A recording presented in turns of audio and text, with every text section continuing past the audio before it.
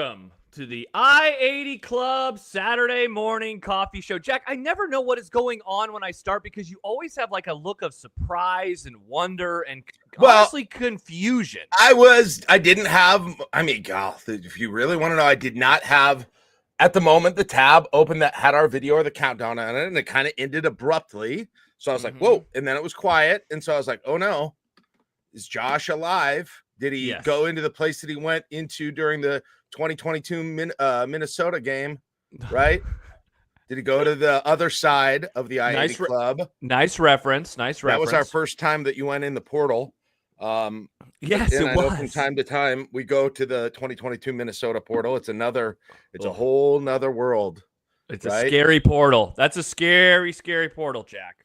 Very scary. It definitely is. It where Logan Smothers is roaming the lands, but not roaming actually, and just throwing things. Run it. He didn't run it, Jack. Deep cut. Yep. Well, that's a reference to the Groin Kick Chronicles. That game was on last week's episode, if I remember right, Jack. That was episode 50 to 40.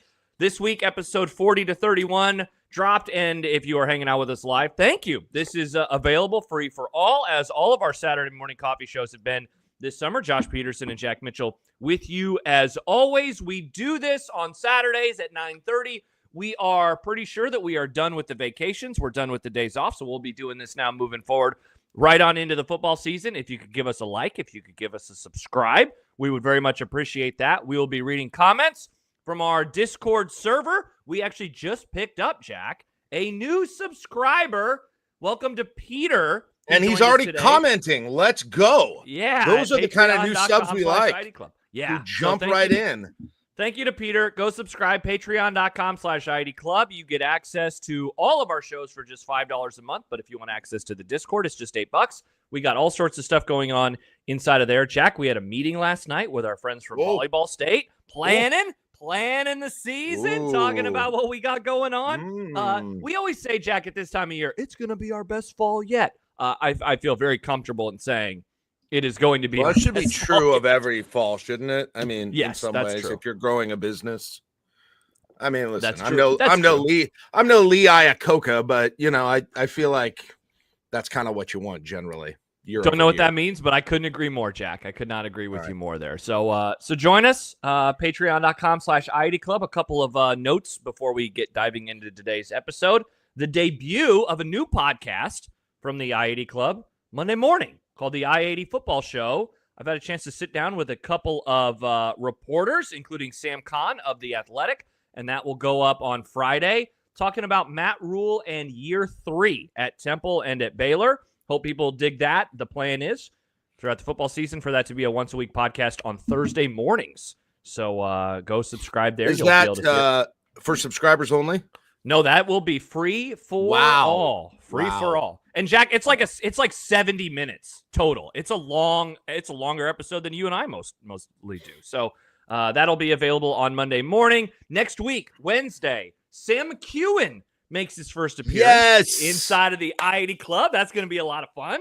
I think I've had one conversation in person in my life with Sam McEwen that was over 10 minutes. Oh, wow. Yeah. We've exchanged lots of messages over the years, but Sam's it was like you met Jeff Sheldon in person last night for the first time. Yeah, you were flabbergasted by this. I was absolutely flabbergasted. You guys had never met in person, but yeah, indeed. So we'll have that going on next week. Groin Kick Chronicles roll into the top 30, and Jack, we now can officially say, starting next week, like it's the pain cave. We are entering into it. There are 4 more blowouts blowouts, and otherwise it's all one score crap. So everyone's like, oh, this is fun. This is really an enjoyable project. Get ready for sadness because it's about to be hell moving forward each and every week. Does anyone remember the song Pain Cave by Mike Myers? I think Wayne's World. I think that's a thing. It was pretty pain cave. Pain Cave, like the Wayne's World guy said. I don't know where it's from. I just have that in my head somewhere. Matt says no. Pain Cave, Wayne's World. Yeah. Also, Connor posted a great picture of Sam McEwen. I'm going to guess, Jack, that's the 2023 Michigan State loss I could use that as the part of the thumbnail for our interview with him on Wednesday night. Sam, one thing I want to talk to Sam with is he has a strong vest game. He has a vest game. He has a weirdly strong vest game. Have you noticed that?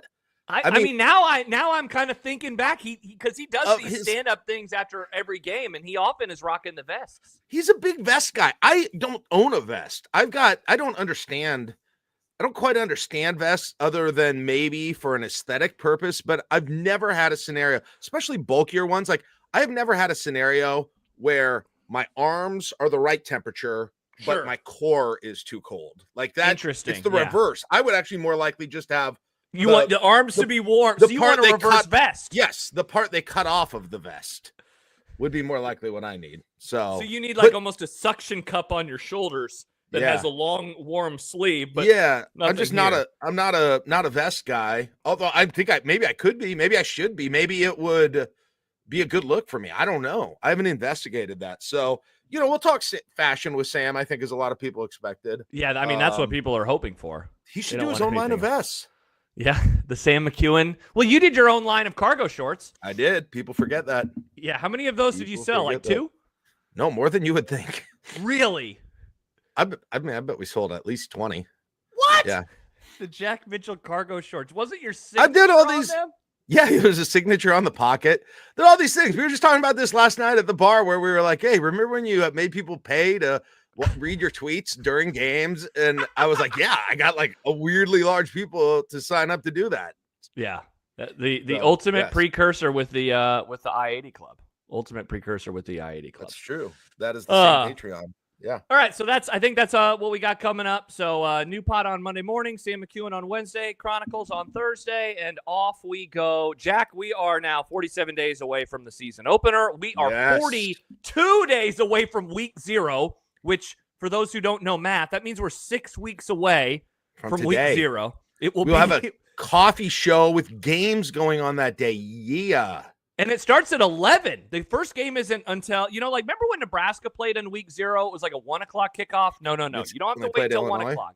It's an 11 a.m. game. Yeah. Well, the Ireland was an 11 a.m. game, wasn't it, in week 0? Yeah, maybe that was an 11 a.m. game. When is the Ireland game in week 0 this year? Farmageddon? It is. Farmageddon. That's the one that's at 11 a.m. that will kick off the season with him. That could be a Big 12 championship preview. They could meet once in Ireland and once in St. Louis. I don't know. That would St. Louis. At the TWA Dome, right? Is that where the championship is? Yeah. A reminder of Nebraska's tough loss there in 1996 versus Texas. Where's the Big 12 championship? Dallas? Probably Dallas. It's in Dallas. Yeah, it's always in Dallas. I don't know. I don't follow that. You watch it. You love college football, but God, you hate conference championship weekend. It is among the least favorite things in your entire life. Well, not knowing the location of it doesn't even. I could love it, but not remember where the location is. Like, where's the ACC champ? Do you know where the ACC championship is? Charlotte. Every year? Yeah. I don't hate. Okay. I didn't know that. Yeah. Interesting. All right. Huh. Let's dive into it. So on the docket today, not to pump another one of our columns, which we did on Wednesday when we talked about what you wrote, which was still very well received. Thank you, everyone, for checking. Jack Mitchell, I'm going to say it like Happer does, is in it for the clicks. That's the only reason Jack wrote that story. Classic clickbait Mitchell. Classic clickbait Mitchell. Been doing it for years. And so this is funny, Jack, because on Monday, I will have a new column up yet again about year 3 because I'm obsessed with year 3. Now, part of it you really are, man. I know. Yeah. Haven't you already done this column and then you did it again? Is this a sequel or just like is this a reboot of a column you wrote earlier this summer? No, it's one more angle. It's one more year 3 angle. Great. I was like, man, just short of one angle on this. Well, Jack, and not to spoil the podcast, isn't the biggest question like what is and isn't portable from the Matt Rhule year 3 experiences at Temple and Baylor to the year 3 at Nebraska? Everyone's wondering, aren't people coming up on the street with tears in their eyes? Will they get the year 3 success? Listen, I don't want to take away your clicks, Josh. I really don't. But wow, I don't know that I think of it in that framework. I kind of. What do you think of it as? Just how's the season going to go? I'm not thinking about Matt Rhule at Temple in 2004 or whatever. Shitting all over the new pod in the column on like I said, Jack. Please click. I mean, please read it. Wow. Please tell your family and friends. I'm not Send it to your group chats. Yeah, do that. You're not interested. Sure. Wow. Good to have your support. Meanwhile, you write the column and I say everybody should read this. They should send it to. Well, you were interested in mine. There's the difference, right? You're not interested in Nebraska football in year 3? Pretty interesting, Jack. That's, so are you really thinking of it that way? Like, what is Matt Rhule? Like, the situation has changed. Things are players. I don't quite think of it in that framework. I think of this still as somewhat of an isolated deal, but maybe that's wrong of me, right? Make the case, right? Why do you think of it in this framework that is so Slavic to the 3-year period, the Temple, the Baylor, and does Nebraska follow along, and what happened there that could happen here? And I know you've done interviews, and frankly, you've researched this a whole lot more than I have. You've talked to the firsthand sources with this new podcast. So why don't you make me interested, huh? How's that sound? How about you sell to me? Interested. So wait, what am I selling? Why am I interested in year 3? I don't know why I should care about whatever you're doing. Well, because that was just tell me, like, why do you really think that this sort of 3-year? Okay, let me just ask you this question to start, right? Yeah. Has the 3-year pattern held to this point? Do you believe, right? Like Nebraska? Yes. Has the Nebraska, what happened in year 1 and 2 in Nebraska looked like year 1 and 2 in Temple enough to continue to think of it in that way? Okay. On the field record wise, yes.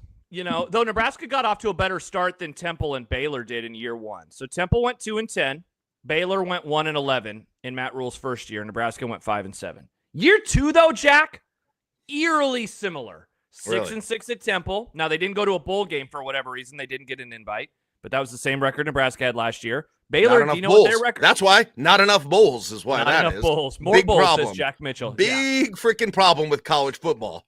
So here are the regular season records for year 2 rather for Matt Rhule's teams: 6-6, 6-6, 6-6. So at the very least, he's kind of followed that trend. And Jack, I'll say this: the thing I think that is really interesting to me, as I've kind of is it dove into the numbers or dived into the numbers? I never know which way to say dived. I would say dove versus dived. Do you dove? I would say dove. I would say dove, but dove. Okay. So as I dove into the numbers, Jack, here is the thing that really stood out to me. Year 1, Adam says dived. Interesting. Right, D'Lo says 5. D'Lo, you are the worst typer. Now he says live. Yeah, you are. Let's just see what other words he will say that rhyme with dive. Embarrassing. Maybe he'll say mive, knife. Anyway, right. Jack, those teams struggled in 1-score games. Stop me if you've heard this before. Has Nebraska ever struggled in 1-score games? I don't. Have they ever struggled? Man, it's starting to ring a bell. I think I've got it. Yeah, I think I. Yeah, it's kind of vague, but I think that. And then you know what happened in year 3 at both of those schools? They broke through. They started winning 1-score games. Baylor actually played in 5 1-score games before the Oklahoma loss, and they won all 5 of them. They were 5-0 in 1-score games to start the season. Now they finished 5-2. But still, you would take 5-2 in 1-score games in 2025, would you not? If I told you today, Jack, Nebraska is going to play in 7 1-score games this year, and they're winning 5 of them, yes, you would say, sign me the F I would up. I would take 500 in 1-score games. There you go. Yeah, I think we all would. Yes, 5 and 2, 1,000%. Okay, that's good. Okay, that is a good. You've made a now you're kind of point, interested in the brand new podcast. A salient part point of the that there is some parallelism between, especially when you limit it to looking at 1-score games. Yes. Now the difference is, and this is where I'm trying to figure out, and I'll be writing about this and talking about it with the guests. The difference is that our college football is way different now compared to then, and by that I mean the production level that is returning is nowhere near what it was at Baylor, and certainly not at Temple. I spoke with Sam Kahn, and that will be he's the writer for The Athletic, and I talked to him about that Baylor team because that team was loaded with continuity at all levels of the offense and defense, continuity on the coaching staff. Nebraska doesn't have that, and so ultimately, why I am interested in this is because of the similarities to years 1 and 2, but mainly, Jack, it's because of the differences. And the question that I've been wondering about since Matt Rhule got hired in November of 2022, 5 minutes after you and I finished a podcast on that Saturday, was can his style of football work in this era of college football? Can his style of program building ultimately be a success now, given that players are going to leave, which sure enough they have at Nebraska? So that's why I'm interested in the story more than anything. I see what you're saying. So, like, yes, he can do that. It just isn't necessarily a relevant skill anymore, potentially, right? Correct. Given what college football is like right now. Yeah, and what is it about during that 3-year portion, right? I'm sure a portion of it is, program building, getting familiar with the guys you have, having continuity, those sorts of things. But there's probably also part of it, Josh, that's just, you kind of get familiar at a place that you're at more generally. And Definitely. you get better at routines, and the people, how to be more efficient at your job, those sorts of things after you're there for a while. Now, what's interesting is in your column, you looked at what some other coaches, if we take away like the Matt Rhule model and just look at the success in year 3 model that you started your column with, I thought that was kind of you talking about the one from a couple of months ago? The last one. The one you sent me.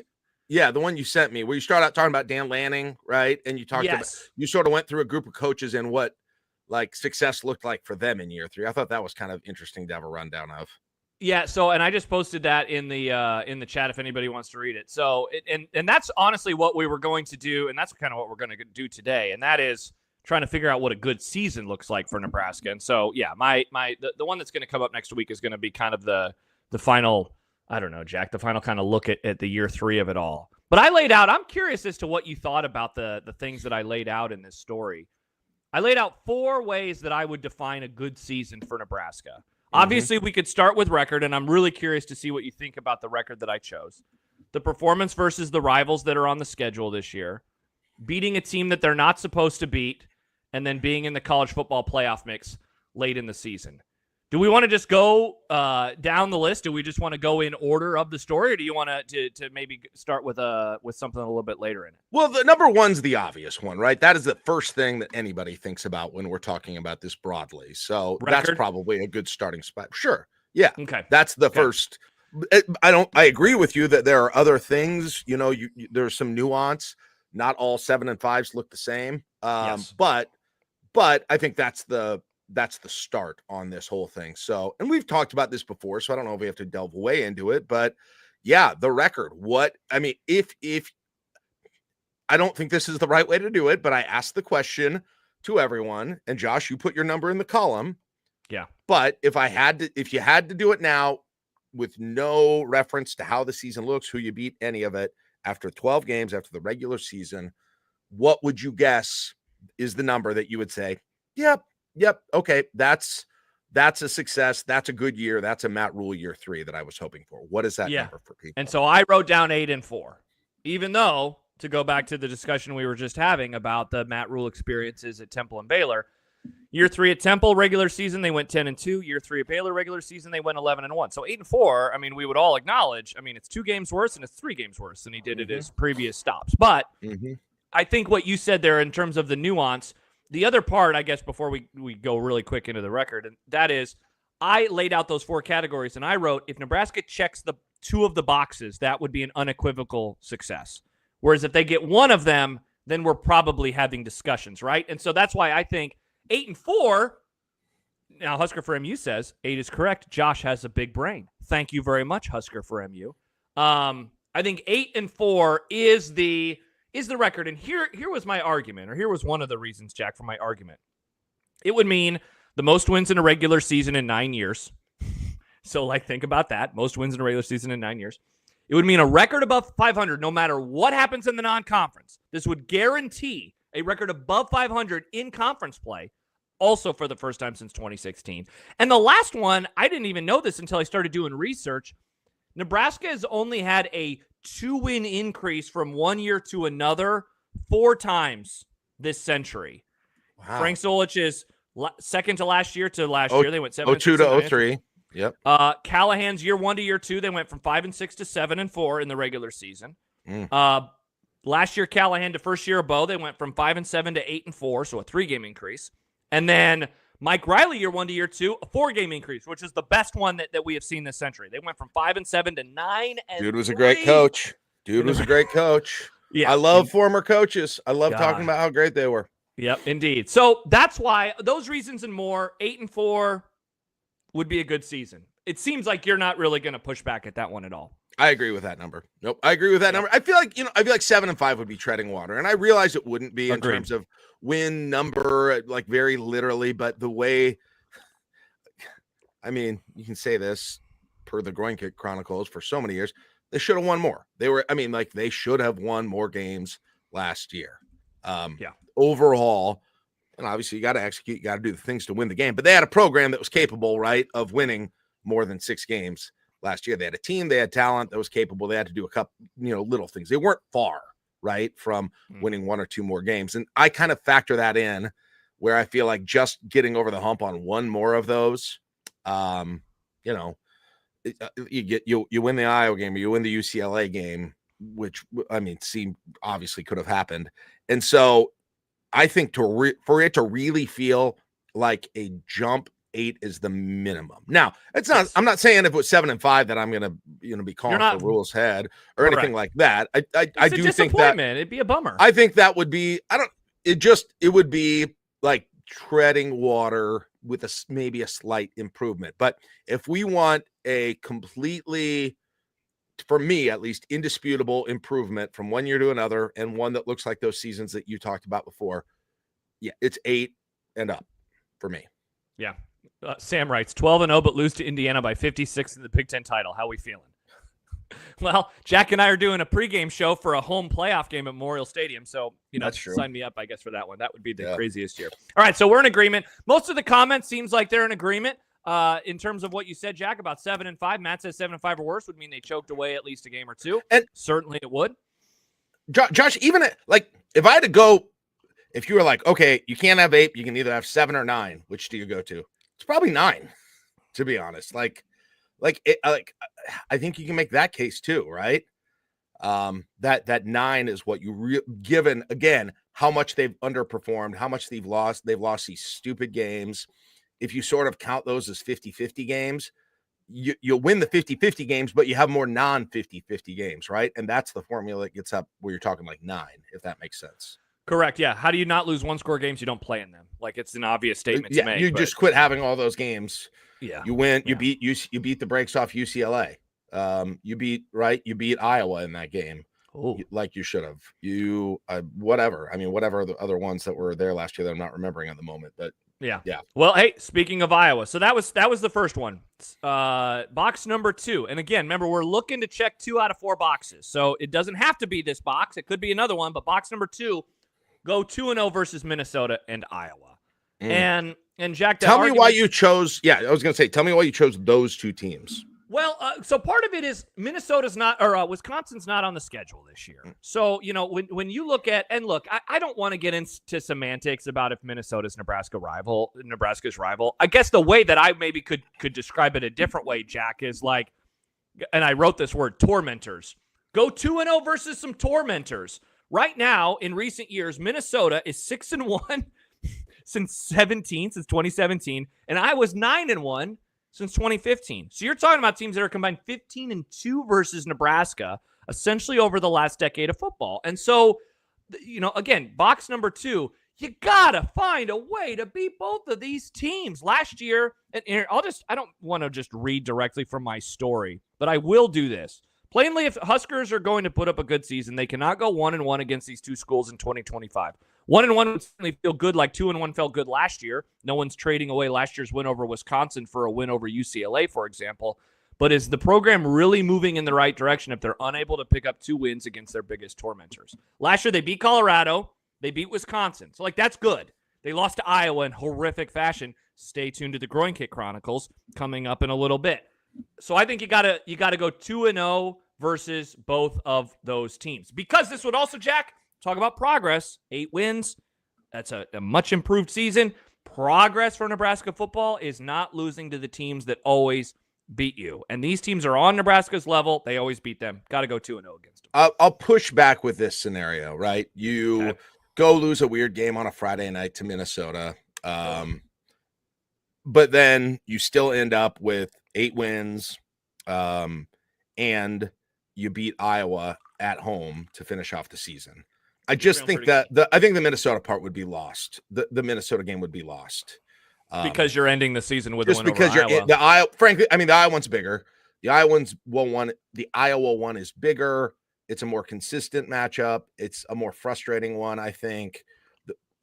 It's hard. I mean, it feels like the way that you've lost to them has somehow even been more frustrating than the way you've lost to Minnesota over the groin kick era. So I guess that's the only pushback I would have. I agree with your principle. I definitely agree with your principle. I just don't know if 2-0 is an absolute must, but you're exactly right that to have a palpable feeling of a new, better era is that you can't be just on an extremely ridiculous losing end to teams that you are kind of their peers, or should be at least their peers, right? Should be. So what if I did it this way then, Jack? Instead of going 2-0, what if I just said you have to beat Iowa, and we just removed Minnesota from the equation? Yeah, I think they both. Can Nebraska have a good season with a loss to Iowa? I guess what I'm doing, Josh, is I'm using other factors, which you said you have to just get multiple out of 4, and I'm saying, well, if they beat Iowa and they got 8 wins, so I see what you're saying. Yes, if you beat Iowa and Minnesota and you get 7-5, that helps. That'd be 7-5. Weird. That'd be a weird year, wouldn't it? If they went 7-5 with wins over both of those schools, you'd be like, where are the 5 losses coming from? That's true. That'd be pretty frustrating. But I don't know how important this is pragmatically, but there is 100%, at least in my mind, that in order for Nebraska to take a step, is they have got to get up to, at very least, even with those 2 schools. And then Wisconsin's probably Wisconsin and Iowa are both ahead of Nebraska right now. There's no doubt about it. And Minnesota is too, but to a lesser degree. But to feel a palpable step forward, you have got to get on even footing / ahead of those programs. And you got to start beating them. Like, that's going to take a while to feel that way. Like, that's a multi-year project, Josh. Yeah. You've got, this is a five-year project. You got to go 3-2 or 4-1 against these teams. We're reading comments from our Discord chat. If you'd like to join us, patreon.com/I80 Club gets you access to it, like this one from Husker for MU. It's tough to have a good season without an Iowa win. Hate to admit it. Exactly. I fully agree. And plus, if you lose that, you're going to have a hard time getting to 8 wins, I think, too. Right? Mm-hmm. Don't you think? 1, 2, definitely. 3, I always do this 4, 5, 6, 7. Maybe not. It's I guess possible, but it's definitely it's a lot harder. Yeah. It's a lot harder. It's just, Josh, it's the last game. It's the last taste in your mouth. Like, I'm still sick about that game last year. And if that had happened in September, I would feel probably a little different about it. It's still Iowa, so it always does. But it would be diluted by a series of games that came right after it. And D'Lo says, imagine how last year feels with an Iowa win. Oh my gosh! The amount of momentum. Such a different conversation, man. Like, and then they go to a different bowl then too. Yeah, so. And maybe we actually do a post game show instead of you being out of town. It sucked all the life out of the. Don't know how that would have mattered. Yeah. Jack, here's a fun idea. What if we did a bonus episode next month where we finally broke down the Boston College game, where we were just like, surprise, it's our Boston College post game show because we never got a chance to do it in December. Maybe a fun, cute idea for August. By the way, shout out real quick to Dave Fight. He says today's greatest Huskers installment is about the Minnesota series. More games against the Gophers than any other Big Ten team. Nice. Nebraska's played them a ton. All Dave Fight's articles on the numbers make me want to do is I want to do this game so bad, Josh. And if I have to do it by myself, I will. I want people to throw out jersey numbers and I quickly say, we're not going to do it now. I quickly say that 48. First player, Mike Anderson. There you go. I just bought a car from him. Leased a car. There you go. That's exciting. Look at you, Mr. Lease. That's super exciting. Mr. Lease. Well. Nice. Yeah. Good one, Jack. All right. So that's number 2. So kind of maybe a little bit more disagreement than the first one, but that's number 2. Now we move to the third one. And again, a reminder, you don't have to check all these boxes. I'm just giving you some options to check boxes. Finally pull off an upset, Jack. Go 1-1 versus Michigan and Penn State. So here's what I'm saying. I don't want to get like a smart-ass response of, they might be a 1-point underdog against Iowa. I don't know why I just did a Josh Hodson voice. I'm talking about a true upset. Now, Jack, I wrote this story, and then I saw the FanDuel point spread for the Michigan game, and maybe I'm kind of giving this away. Guess what the point spread is for the Nebraska-Michigan game? Michigan and Lincoln? Yeah. Michigan by 9.5. 3.5 points. Upset alert. What do the wise guys know? Yeah. I honestly could not believe how low the spread was. Now according to Bill, boring offense. Yes. According to Bill Connolly's SP Plus numbers, Nebraska is a 12.5 point underdog. So that's why in this one, forget about Vegas for a moment. I'm talking about, Jack, what's the thing that you've been hoping for a lot of stuff with Nebraska football. Talking shit to rivals, fan base coming together, propping you up on their shoulders, saying you were right all along, all of the things, right? I mean, it's about me, whatever it is. Yeah, whatever brings me the most glory, I guess. But a thing that you have also been wanting is that moment that every fan base in college football gets. Vanderbilt had it last year. They beat Alabama. Everyone, remember when Purdue boat raced Ohio State? People forget about that game. Yeah. Think of all of the during the Growing Kick era. Think of all of the amazing upsets that have happened in college football, where fan bases have license to just go berserk. I have a text thread with a couple of my friends who watch games with, and whenever it looks like something, and it has many times, it looks like something amazingly unexpected is going to happen, we always text some form of couch burning time ? We need some couch burning nights, and there have been none in this program for over a decade. Correct. Well over a decade. And so that's Michigan State in 15. In 15. And you know what's funny? If you go look at the point spread for the Michigan State game in 2015, if I remember right, Jack, I mean, it's 4 points. Nebraska is not some insane underdog, even though they were 3-6. What do they know? What do they know? Exactly. So this is an obvious one. Now, I would say, Jack, of all of the day fight, 2021 Michigan should have been a couch burner. I guarantee we texted it during that game. Yeah. You should be with me right now. Yes, that exact thing. Yes. Jack, I would say of all the categories, this is the one that is going to be the most difficult to do because it requires doing something truly that they have not done. And yeah, you're right. The schedule doesn't really present on paper a whole lot of opportunities. It's Michigan, maybe, and it's Penn State, and that's kind of it. There's USC will probably be a short favorite, but Jack, if I could promise you a win over USC right now, unless they're undefeated or a one-loss team going into that game, I don't really think that you're going to be feeling like that's kind of what we're discussing at this moment in time. Yeah, right? That's what I wanted to know is how do you, the people in the chat, the people listening, how do you define what I call the couch burning game, right? Do we agree 2015 Michigan State would have counted as that? I think it would have. As a playoff team in Nebraska team that was coming out, you just didn't expect it, right? Yeah, where you just lost to Purdue. Ohio State last year, 100% would have been. I mean, that would have been the ultimate one. Jack, it would have kept them from winning a national championship. The Ohio State one, Michigan Adam 2021. Says, does 2020 Penn State not count? No, Penn State in 2020 was horrible. They were a really bad, and it was COVID, which we've all tried. And I don't count anything in 2020. I would say even maybe 2016 Iowa when they were unbeaten, right? That would be one. 2015 Iowa. Gosh, by now I should know these years. Yes. Yeah. The one in Lincoln, that would have been one. There are a few where they were possible, but what gets you to that point? Is it got to do with the point spread? Has it got to do with who the opponent is? DZ says top 10 team. Is it just pure rankings? Maybe that's it. It. I don't know if Michigan will be a top 10 team. In Michigan in 2021, what were they ranked? You know what, Jack? I bet that they were not, because that was right as that was. The beginning of their ascent. I agree with Dave. That was a couch game. Never mind. They were number 9 coming into Lincoln. So maybe that's what it is. Top 10. They started the season unranked pretty crazy enough. Yeah. Well, so maybe that's the answer, Jack. Maybe how many teams sorry, Josh. How many games does Nebraska even have against ranked teams during the Growing Kick era? Top 25 teams. 2. Michigan State and Oregon. And Oregon, which I don't think was a couch game.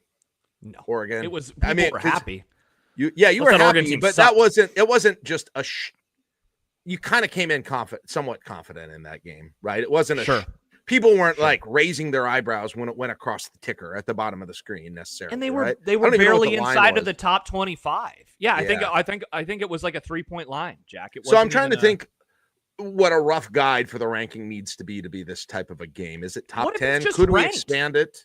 to ranked. Because Matt Rhule and Nebraska have 0 wins over ranked teams. They haven't beaten a ranked team since 2016. Is it just being a ranked team? Well, yeah, maybe, Josh, because guess what? That Oregon game would hit different in 2025 than it did in 2016. Oh God, yes. Because of the ensuing era. Mm-hmm. So maybe you're right. Now, how many games will they play ranked teams this year? No for the first 3. Michigan, yes. Maybe Southern Cal. I mean, maybe who knows? I don't know. Maybe Minnesota. So Jack's weirdly good. Maybe Southern Cal and Penn State, and probably Iowa. So if you go to fbschedules.com, which is a great website, a nice resource, I don't know what they use, but they do put rankings next to teams. As of right now, FB Schedules has Nebraska only playing 2 ranked teams. I wonder if this is like an aggregate of preseason rankings or like power polls or something. Michigan, they have it number 20, and then Penn State, they have it number 1. They don't have USC ranked. They don't have Iowa ranked. They don't have Minnesota ranked. They don't have anybody else ranked. Iowa and USC would be the most likely next 2, but they're both kind of on the on the bubble, so they could end up being that game or not. They could go both ways on that, and so there's 2 for sure, right? So you're talking about winning one of those 2 games, maybe one of the others, and the Penn State game's on the road. So dude, that would be Jack. That would supersede almost a lot of the other categories. That would be insane if they were able to do that.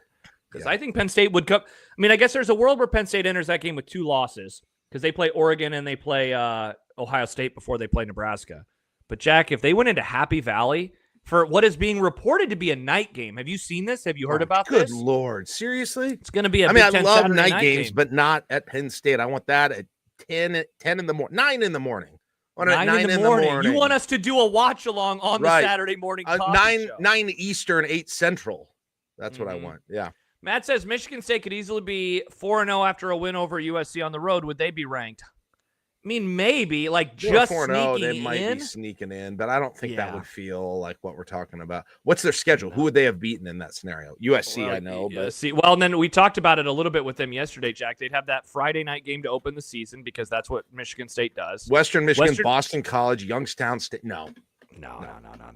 Matt's also a little higher on Michigan State than I am, man. I mean, I kind of think they're going to be should be 3-1. I mean, they'll almost definitely be 3-1. So it's probably, 25% chance they come in 4-0, I would think, in that game. Yeah. Probably. So, Jack, I think we're in agreement. It's pick up a win versus Michigan and Penn State, but we would allow for another team to enter into the conversation if the variables fit. And the team that the variables would seem to fit the best would be USC. Seems like if they get off to a nice start this year. Let's look at USC's schedule and determine how possible that might be. Missouri State, Georgia Southern. They can be a tough team. At Purdue versus Michigan State. At Illinois versus Michigan. At Notre Dame. Good Lord, they're at Illinois versus Michigan and at Notre Dame before Nebraska? Brutal. Wow. That's brutal. That's brutal. That's great for Nebraska. There is a week off between Notre Dame and Nebraska, though. Matt asks, because we're trying to figure out where teams could be ranked. Matt says Michigan would be 3-0 if they beat Oklahoma on the road. How highly would they be ranked in that scenario? That's a great question. Jack, I think, and what if they lost? Yeah.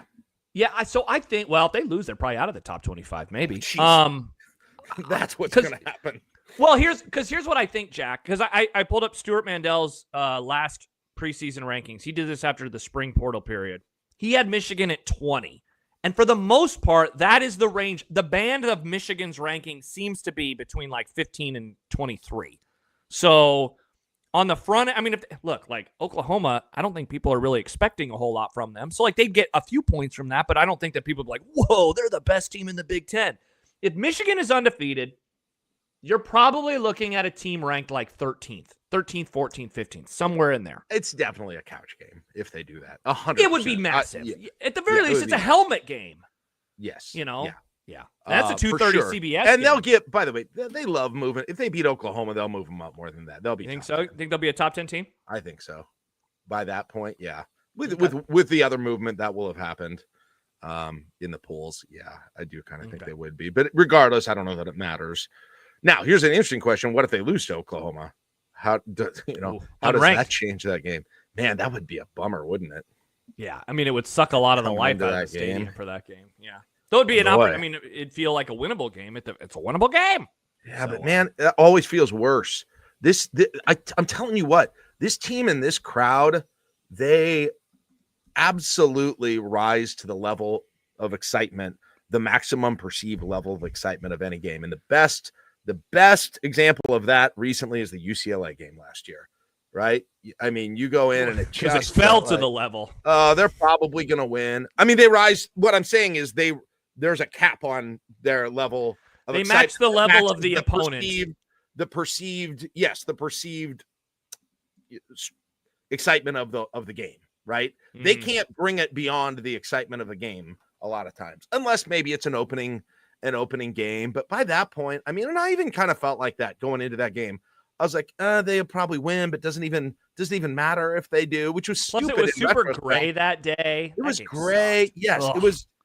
It just, there was no energy. And I think one of the things that's happened, I always say this, the way you feel going into a game as a fan is probably often similar to how the motivational challenges for what the team feels like about a game going into as a fan, right?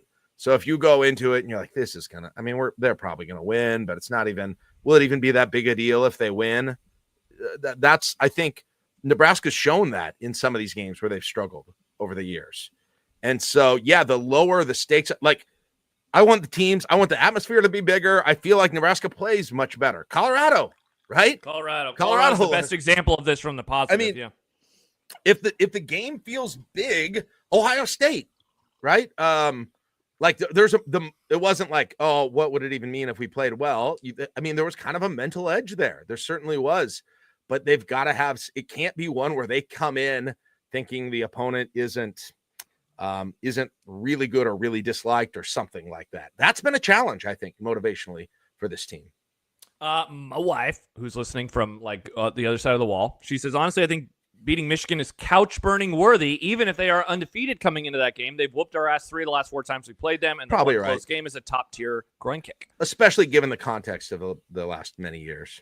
Yeah, for sure. So yeah, I don't disagree. By the way, there was a comment, and Nebraska doesn't play Illinois this year, but I did open up their Wikipedia page, so I did want to mention it. Husker from you says, fascinated by Illinois this year, could see some big-time regression. I am a believer in the regression coming for Illinois. Here are some of the games, Jack, that they won last year.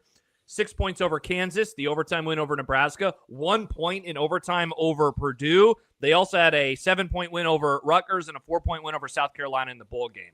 They had a tremendous record in one-score games last year. I think regression is coming for them. Really? You guys are on the, I'm not saying I disagree with you, but they're the trendy pick this year. They're the Indiana of this year, yes, according to a lot of pundits. Yes. Yeah. I don't think that, I can't remember the exact stat. Tom Fornelli wrote about this. It's like they haven't had like back-to-back 9-win seasons ever or in many, many years or something like that. So you're going against program history if they're able to break through. So that was the third category. I think we figured it out pretty well, Jack, kind of what it represents. And then the last one, and again, for those who are just joining us, the goal is to check 2 out of the 4 boxes. And so the 3 before this were 8-4 better in the regular season. Go 2-0 versus Minnesota and Iowa, though Jack and I did kind of talk ourselves into just beat Iowa. Get a couch-burning win over a team, aka a nice upset, a helmet win. The last one is enter November in the playoff mix. Here, Jack, is Nebraska's record after 8 games, not counting the COVID year, since 2017, because that's what we're talking about. Enter November, enter the final 4 games of the season in the playoff mix. After 8 games, 2017, they were 4-4, 2-6 in 2018, 4-4 in 2019, 3-5, 3-5 in 21 and 22. Matt Rhule, this is an area where they actually have improved. Sadly, they entered the last month of the season in 2023 5-3, and then they lost every game. Last year, they also entered 5-3, and then they went 1-3 in the final 4 games. Jack, we love playing the schedule game. I pulled up Bill Connolly's SP Plus, and I'll post this graphic inside of the chat if anybody wants to see it. Nebraska does not look like they are going to be an underdog in but one, maybe two games in the first part of the season. How do we feel about this last category? Enter November with a chance at a playoff berth. I would have never thought of this in terms of defining success of this year. Partially because it's dependent on a lot of other things. Partially because you can just kind of put a record on it. I think, like, what's that mean? What, like, record wise, that probably means 6-2 or better. 6-2 at the worst, yeah, 6-2. Yeah. So, yeah, there's just so many other factors that go into whether or not they're really in that mix, and what does in the mix mean exactly. Yeah, Riz says, what do we consider in the mix? Like, is the season ended that day they'd be in, or that they're in the neighborhood? Yeah. I am viewing it as in the neighborhood. The way I wrote about it is basically, if they were able to put together a good November, they could make the playoff conceivably. And this is not to say, Jack, like, the path is realistic. So let's say they're 6-2 going into the last month of the season. They would have to go 4-0. How about say it this way then? They control their own destiny to get into the playoff. There you go. That's why you should have been my editor. Thank you. I'm one of the best writers in the region, or at least on this podcast. One of these days, you're accidentally going to lick that marker. It's going to be so damn funny. I really hope it happens soon. So yeah, So is this one kind of tough? Wow, tough look for fight. Dave says, "Hey, hey, you'll catch up soon. Just got to write some more. Keep doing it, buddy. Don't give up." Riz, wow, way to throw your editor under the bus. Yeah, my wife was the editor of my story. Thank you, honey. You did a great job.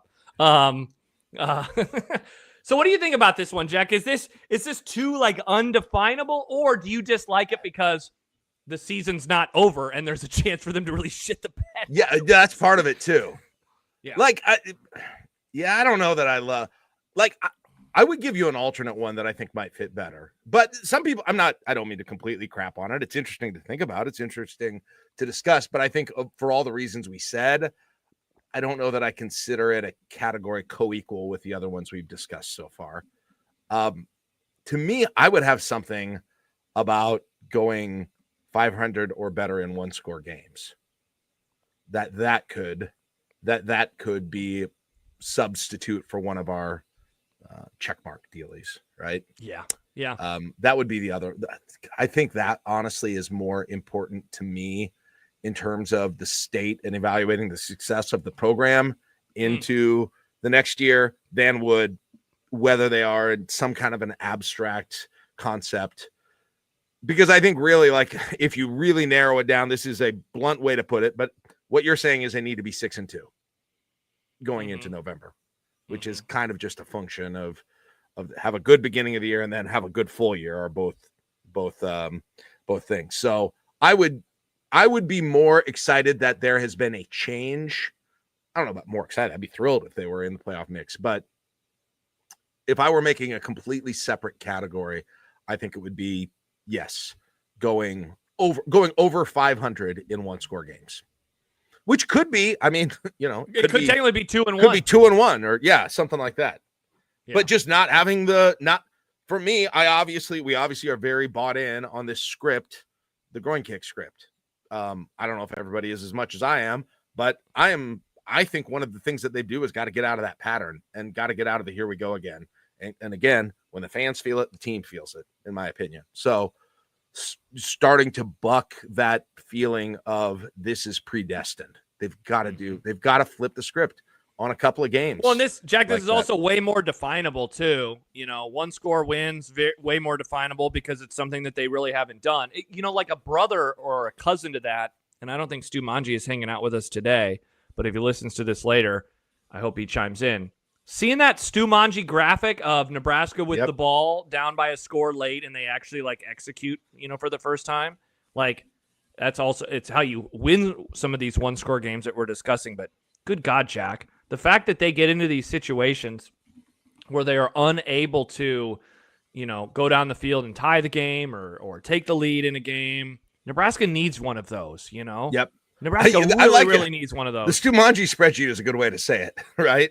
Yeah. A game where they break the trend of the Stu Manji spreadsheet. So yes, and maybe multiple times, or yes, they have more entries. Maybe it's that they have more entries of bucking the trend than not. Riss, I want to go to overtime and score points. Hell, Jack, what if they went to overtime and got a first down? Got a first down. Throwing a damn parade. Can you imagine, Jack, if they have an overtime game this year and they finally are able to get a first down, the graphics that would show up on the screen, like, this is Nebraska's first down in an overtime game since 2014 Iowa. That would be the graphic that they could put on the screen. Yeah, just an aside about the whole groin kick series that we've done. And we're like, what, folks? Not everybody. Some people are focused on the negative. No, it's still every time we have another one of these stats, Josh, that have come out of this, it's still, I lived through it. You lived through it. We all lived through it. I still can't believe it.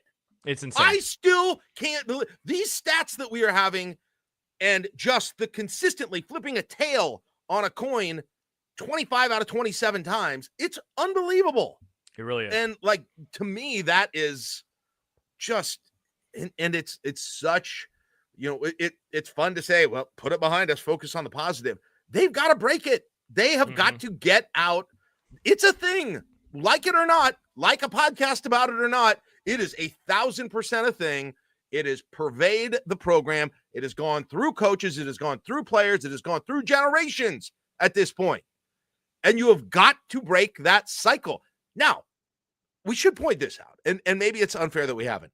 They did beat Rutgers in a close game, although it didn't feel like it because it was basically a game they looked like they had won, and then Rutgers came back. But they were 14-0, and it turned into a one-score win. But they did run out the clock, right? They did. Well, the Boston College isn't the Boston College game an Boston even better I'm sorry, Boston College. Why did I say Okay. Rutgers? Boston College. I had my mind. They played Rutgers in the bowl game. I don't know why. Boston College, East Coast. They're all the same.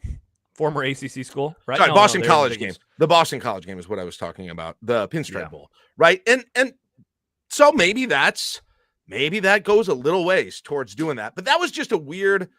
Pickers can't be choosers, or beggars can't be choosers, I suppose, Josh. But like, again, that was a weird one because it felt like they almost snatched defeat from the jaws of victory. But then they did hold on at the end when it looked like it was here we go. So there should be credit for that. Maybe that was a step. Maybe that was a step, but you're going to need more than that to really get that out of your head. You're going to need lots of that to get it out of your head. Yeah, Heck, for sure. I mean, I think I said this before this Minnesota game when Rhule came in his first year.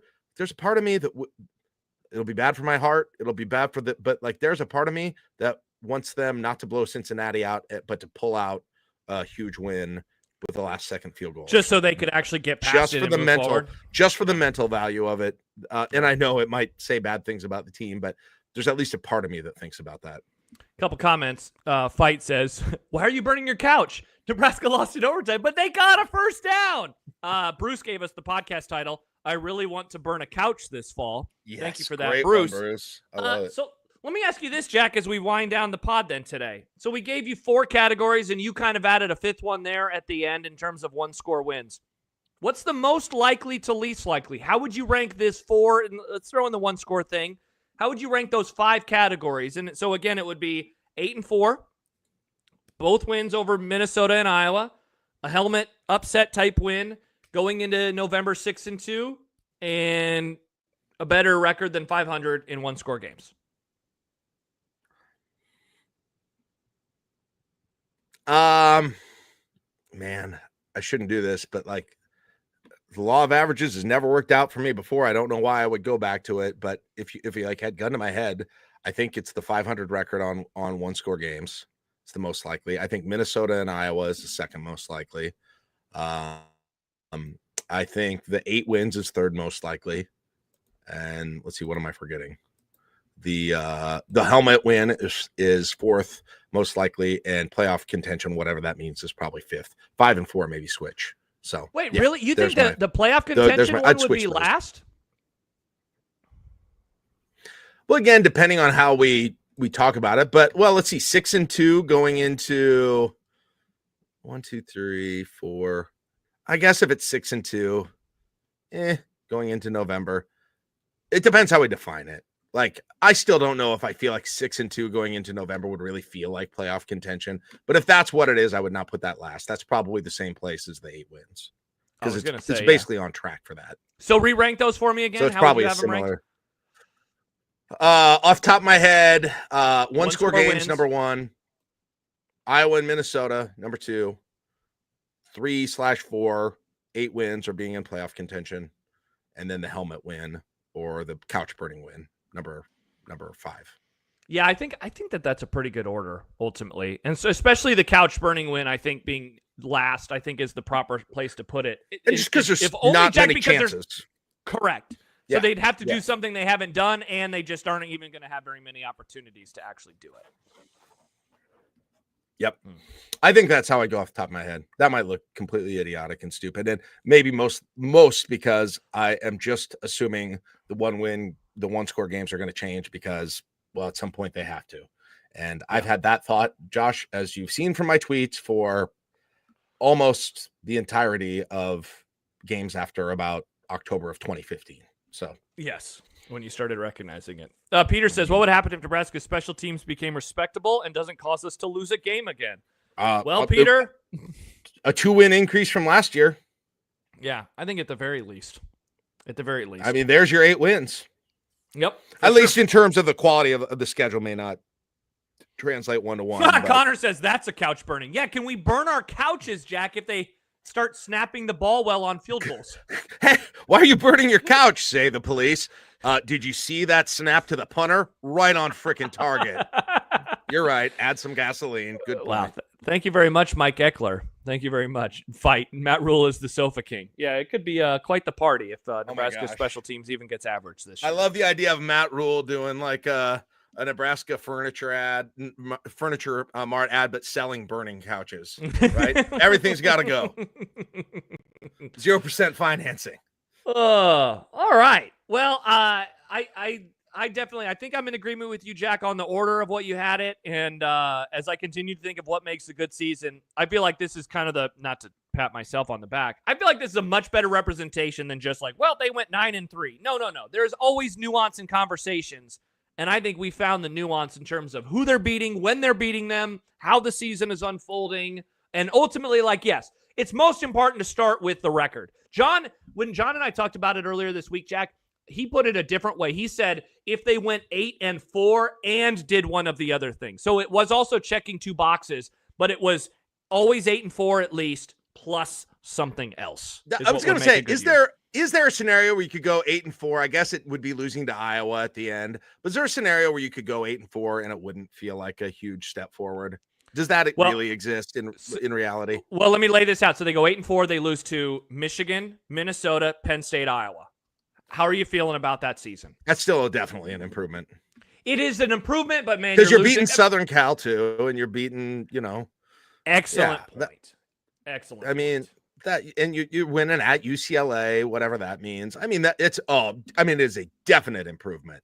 Like I feel that's not a close call in terms of if it's really a step forward, even if that happens. Now we have a bitter taste in your mouth about what could have been 100%. Yeah. Well, it means, Jack, what it would mean? It would mean they would start 8-2 because Penn State and Iowa are the last 2 games of the season. Well, and then by nature of that, you'd be in the playoff. You'd be in the playoff mix. Yeah. So that would feel pretty rough. And you know what? I would compare it, Jack, in a way to Mike Riley's year 3 when that team lost to all the good teams they played. Every game that they won that year, they were favored in. Every game they lost, they were underdogs in. And people left the season kind of frustrated. But just doing that's enough right now. It really is. Yeah. Matt and Fight say 4 straight losses to end the season. Yeah, Jack, what if they started 8-0 and then they lost out? How would you feel? That would mean losses to both of the. Yeah. That's an interesting one.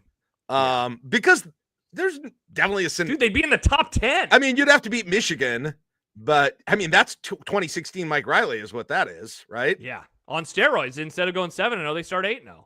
Yeah.